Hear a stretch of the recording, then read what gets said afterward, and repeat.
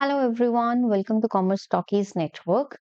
Guys, आज के इस वीडियो में हम डिस्कस करेंगे हमारे जो एक्सपेंसेस हैं, outstanding expenses and prepaid expenses.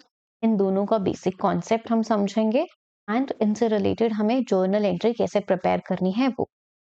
सबसे पहले बात कर लेते हैं प्रीपेड एक्सपेंसेस की। प्रीपेड एक्सपेंसेस मीन्स जो आप एडवांस में पे करते हो। फॉर एग्जाम्पल, अगर आपका फाइनेंशियल ईयर 23-24 है, इट मीन्स कि आपका फाइनेंशियल ईयर 1 अप्रैल 23 को स्टार्ट होकर 31 मार्च 24 तक चलेगा। अगर आपने कोई भी एक्सपेंसेस अपने लेट्स से अप्रैल 24 एंड मई 24 के लिए भी आपने अगर पेमेंट कर दी है, it means that will be considered as prepaid expenses. कि जो एक्सपेंसेस आपके नेक्स्ट फाइनेंशियल ईयर से रिलेटेड हैं और वो आपने अभी पे कर दिया है, सो ये हमारा प्रीपेड एक्सपेंस कंसिडर होगा, राइट। आउटस्टैंडिंग एक्सपेंसेस का meaning, it means the expenses which are due but not paid. Let's say कि आपने मार्च 23 एंड फेब 23, ये 2 मंथ्स की सैलरी अभी अपने एम्प्लॉयज की पेमेंट नहीं करी है and you are closing your accounts on 31 March 23। What does it mean? आप अपने अकाउंट्स क्लोज कर रहे हो, आपने अपने वर्कर्स के सैलरी फेब और मार्च की पेमेंट नहीं की है, सो वर्कर्स ने काम कर लिया बट उनको सैलरी नहीं दी, so it means your salary is due but not paid, so that will be considered as outstanding salary. So meaning clear है इन दोनों का। अब इन दोनों से रिलेटेड एक पॉइंट समझते हैं। देखो, आउटस्टैंडिंग की अगर हम बात करें, आउटस्टैंडिंग में आपके एक्सपेंसेस ड्यू है, आपने अभी पे नहीं किए हैं, तो that will be your liability. So what is the meaning of liability? Liability means you are responsible to pay something. You are responsible to pay the salary. You are responsible to pay the money. Right? वो हमारे लिए liability होती है। अगर दूसरी तरफ बात करें हम प्रीपेड एक्सपेंसेस की, तो प्रीपेड एक्सपेंसेस हमारे आते हैं एसेट्स की कैटेगरी में। ऐसा क्यों? देखो, आपने एग्जाम्पल के अकॉर्डिंग अप्रैल 24 एंड मई 24 का रेंट एडवांस में दिया। अब जो आपने रेंट एडवांस में दिया, क्या इसका बेनिफिट आपको इस फाइनेंशियल ईयर में मिलने वाला है? नहीं। So this benefit will be acquired in the next financial year. तो आपको फ्यूचर में बेनिफिट रिसीव होगा। दैट इज वाई ये हमारे एसेट की कैटेगरी में हम कंसिडर करते हैं। आपको ये चीज हमेशा ध्यान रखनी है।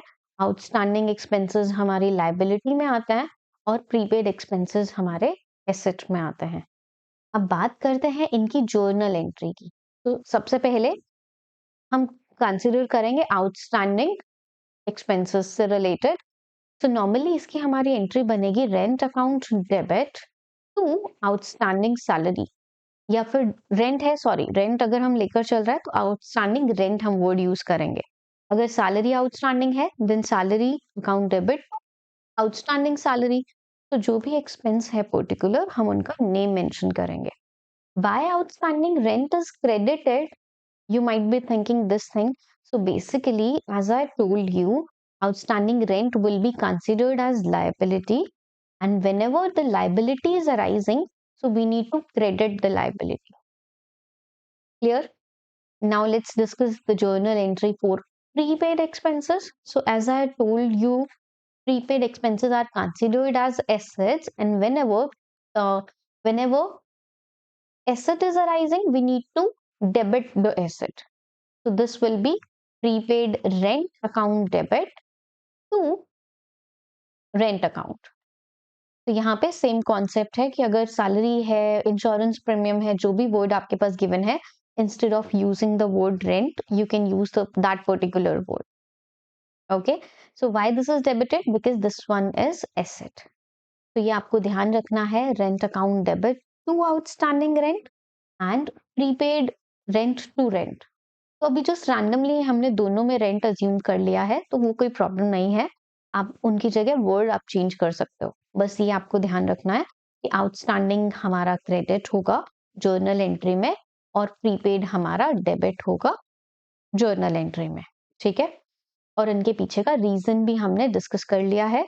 तो इस वीडियो में, इस शॉर्ट वीडियो में हमने 3 चीजें सीखी हैं। वो 3 चीज़ें क्या? पहला, इनका कॉन्सेप्ट हमारा क्या है? दूसरा, किस तरीके से हम जर्नल एंट्री प्रिपेयर करेंगे एंड जर्नल एंट्री प्रिपेयर करने के पीछे जो पर्टिकुलर रीज़न है कि why this thing is debited and why the other thing is credited, तो वो हमने समझा है। I hope this topic is clear to you. Question में आपके पास इंफॉर्मेशन होगी, उसके अकॉर्डिंग आप इजीली कैलकुलेट कर सकते हो how much expenses outstanding and how much expenses prepaid. Okay, so I hope this thing is clear. And still, if you have any doubt related to this topic, then feel free to comment. Definitely, I'll take each and every query and will explain your query in the next video. Thank you so much, everyone, for watching this video.